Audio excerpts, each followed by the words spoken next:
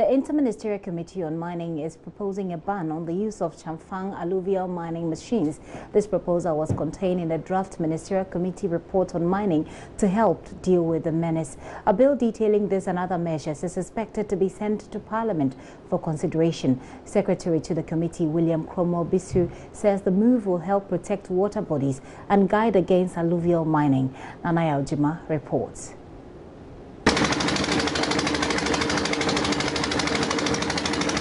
That's the sound of a chamfang at work, hence its famous name, Tututu.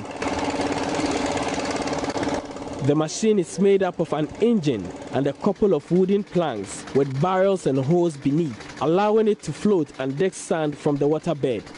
From the top of the boat-like machine, with compartments aiding washing of the sand, the process to get the precious metal continues here. This activity, environmentalists claim, is a threat to water bodies. More than 10,000 of this Chinese equipment accused of extensive water pollution were seized by Operation Vanguard team this year. About 5,339 of them were burnt last year. Secretary to the Interministerial Committee, Charles Cromwell BCU, reviews how the ban, when it comes to force, will be enforced. Mining on water bodies are illegal in this country, and most of the illegal miners have advanced by moved into using chamfang machine on water bodies. Of course, we do know that some of the chamfang machines are used for have alternative use, but what we're looking at is banning chamfang on our water bodies. So how are you going to enforce it? Enforcement, I mean, there's going to be directives, and we are going to have monitors on the ground. Now we have drones, we have Galam Stop, which is coming in as monitoring tools, and we're effectively going to use that. The Minerals Commission has employed about 540 guards, mining guards, and they are going to see to the enforcement of that. Mr. Bisu indicates excavators will be tracked as part of measures to regulate the system. There's approximately about 5,000 excavators in the system, so we do not know the true population of them. The President is directed that we count all excavators, put trackers on them. The DVLA is going to give them license number plates, so it is actually connected to the trackers. Within each district, we will know how many excavators are there, if it's for construction or mining. That we can actually regularize them and know how much IGF is being generated from within that district. And I believe if we do that, that is going to help the system. Government, in collaboration with the University of Mines, Takwa, is training all small-scale miners on responsible mining. The new system will deal with the use of mercury, cyanide, and other harmful chemicals in mining. Dr. Nadede Tego is a consultant for the Interministerial Committee on Mining. In the University of Mines and Technology, they have developed something called sikabuchia, and this is a kind of furnace that could be used in the mineral processing. There are other alternatives, but the sikabuchia is one thing that the government is going to train people on its use, and so they will go to the field and teach the miners how to use it in order to avoid them. For JoyNews, Nanaya Ojima reporting. Let's stay a bit longer on illegal mining because the concerned Small-Scale Miners Union of Ghana is demanding the immediate suspension and arrest of the Chief Executive Officer of the Forestry Commission, Kojo Owusu-Afriyie, popularly known as Sir John. They are saying this because they say he has desecrated his office by engaging in galamsey activities. The minority in Parliament yesterday raised a similar concern, claiming they have evidence to prove that Sir John is engaged in illegal mining. Let's hear the minority spokesperson on Mines and Energy, Adam Mutuakelu, make that point. The President came and said that small-scale mining will be lifted soon. The ban on small-scale mining. Then, few days later, the Minister of Lands and Natural Resources, Honorable Peter Moe, said, no, until the water bodies are clean. Then I had a press conference where I told you that the minister's statement is conflicting with the president's position. If the water bodies are not clean, that means illegal mining is ongoing. And as minority, it's my interest to find out. So you went digging? We started digging. And just yesterday, the chief of Jokobu came out that Sir John and Wuntumi are engaged in illegal.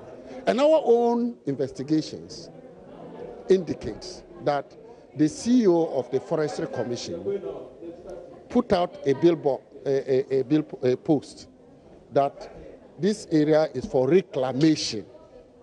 Where exactly? Which specific areas are you Just go to Jacobu and find out. And I'll give you the companies in due course. I have all. That this company is doing reclamation.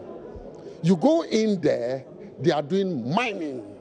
Illegal mining. Illegal mining. Have you been in there to see it yourself? I'm saying that illegal mining is going on. Not reclaiming, but mining, and with excavators, scooping. They are being washed. River bodies polluted. And I have the numbers, plates, the numbers of the excavators, the pickups, the ammunitions when the police arrested. Adam Mutuakilu speaks for the minority on the Energy Committee in Parliament. We're trying to speak to Michael Kweju-Prepra, who is president of the Concerned Small-Scale Miners Union of Ghana, find out just what details or just what evidence do they have. Hello, sir. Thank you so much for your time this afternoon on the pulse. The minority say they have evidence. What evidence do you have? First of all, we have evidence of John being in the town and then having an interaction with the town folks, warning them not to go into the forest where those Chinese illegal miners are working. If you could recall, when it came into the public domain that such an activity was going on, he came out with a statement to call all those people who were engaging in the reclamation exercise to stop. But as we speak now, those illegal activity is still going on. And we have video evidence of Sejon going into all those forestry to supervise the Galamsey activities. So what we are saying is just no mere allegation. There's a substance to it, and we want the president to immediately call for his resignation, and Sejon should be arrested as quickly as it can be possible. Who have you presented this evidence to? We presented to the Interministerial Task Force Against Illegal Mining. It got to a time the Chief of Defense Staff and some government officials were sent to ascertain the evidence we brought. And it came out that those evidence were true. What are Hello? Yes, go ahead. So they ascertained that those evidence were true. And since then, we've not heard anything from the government. So what are you expecting, and what is your next line of action? Since the Galamsey is going on and government has, given it a blind eye, very soon we are going to order all our members to go back and work. Because the government's rhetoric that, stop Galamsey, we are fighting Galamsey, and for 1 year, 8 months, small-scale miners who have their legitimate license have been in the house without any form of livelihood, whilst government officials who are to protect the environment engages in Galamsey, then why are we in the house as we speak? So we are giving the government 5 days to make sure he sacks those people in charge who are engaging in this illegality and arrest them as fast as it can be possible. Or if not, all small-scale miners, we are going to have a press conference. Then we carry all our equipment and work. Because we can't just idle and just stand aloof and watch what is happening. But you do know that if you should just instruct all your members to go back to do illegal business or something that the government has placed a ban upon, that you expose yourself to being dealt with according to law. My brother, my sister, nobody is above the law and nobody is superhuman being. As we speak now, the government officials whose mandate is to make sure they protect the forest and the land are now engaging in Galamsey. I'm just drawing your attention. I'm just drawing your attention that if you take an action like that, miners now being in the house. I'm just drawing your attention. If they can protect the environment, if they can do the right thing, then why are we in the house? We would defy the order and go back and work. In so doing, we will make sure we protect our. You protect yourself. People if those people how are you who going to are protect now in yourself? charge are now engaging in galamsey, why are we small-scale miners in the house? Mr. Prepra, how are you going to protect yourself when you're obviously in the forest or in the workplaces or in our various sites, we have our own security to protect our investment, our equipment and all. But then you will be breaking the law. We can't live in a country where we don't respect rule of law. Okay. And so it seems that now we have superhuman beings, because some are aligned to a political party, others are not aligned to any political party. Those people will be will be at a disadvantage.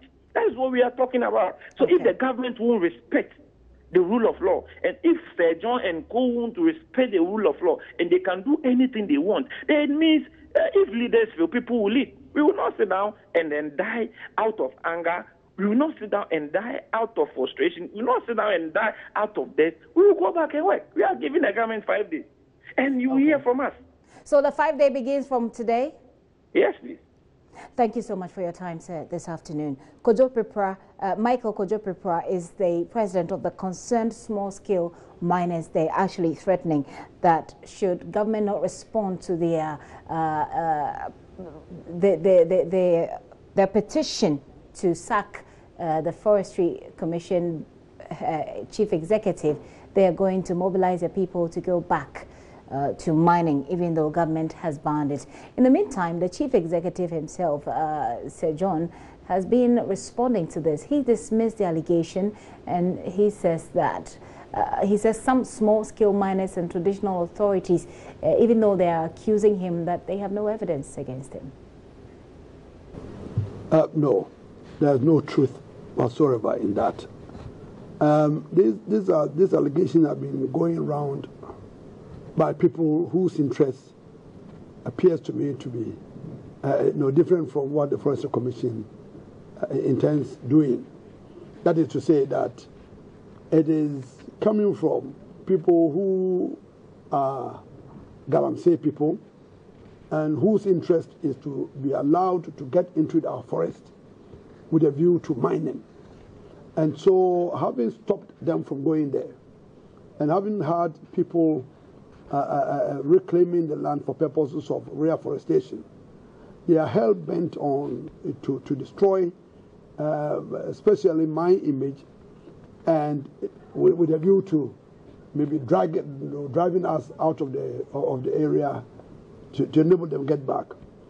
But see, on November 3rd, 2017, the Ministry of Lands and Natural Resources wrote to me as the Chief Executive of the Forestry Commission, to the extent that, and if I may quote, it says, "Dear Sir, reclamation of mined out areas.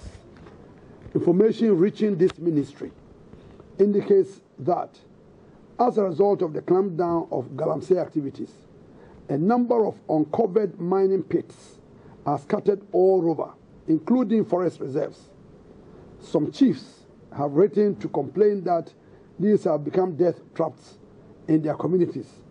And then it says, "See attached a copy of such letter from the Mbiase and Sutas 2 lands. In view of this, the Honorable Minister has directed that as part of the Forest Investment Program, which is FIP, you should immediately take all necessary measures to reclaim all affected forests to prevent further loss of lives. You are requested to carry out a pilot reclamation exercise at the Furi Forest Reserve to enable us learn lessons for replication in other areas. We are also to ensure that the reclaimed areas are rejuvenated with teak or any other suitable economic species. Please submit the names and work programs of the various individuals or companies selected to undertake the reclamation exercise for approval by the Honorable Minister. You are to note that payment will be based strictly on acreage covered by the company or individual." Then it's signed, by the ministry. So this is the letter that I received on the November 3rd, 2017. It is as a result of this that people or other companies with interest started to submit, letters, with, giving, asking for permission to be able to reclaim those areas.